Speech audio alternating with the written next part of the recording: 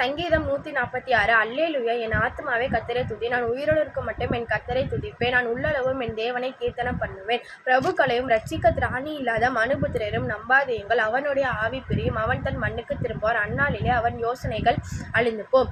யாக்கோபின் தேவனை தன் துணையாக கொண்டிருந்து தன் தேவனாகிய கர்த்தர் மேல் நம்பிக்கையை வைக்கிற மனுஷன் பாக்கியவான். அவர் வானத்தையும் பூமியையும் சமுத்திரத்தையும் அவைகளுள்ள யாவையும் உண்டாக்கினவர். அவர் என்றென்றைக்கும் உண்மை காக்கிறவர். ஒடுக்கப்பட்டவர்கள் கர்த்தர் நியாயம் செய்கிறார். பசியாரிக்கிறவர்களுக்கு ஆகாரம் கொடுக்கிறார். கட்டுண்டவர்களை கர்த்தர் விடுதலை ஆக்குகிறார். குருடரின் கண்களை திறக்கிறார். மடங்கடிக்கப்பட்டவர்களை கர்த்தர் காப்பாற்றுகிறார். நீதிமன்களை கர்த்தர் சிநேகிக்கிறார். பரதேசிகளை தூக்கி விடுகிறார். அவர் திக்கற்ற பிள்ளைகளையும் விதவைகளையும் ஆதரிக்கிறார்.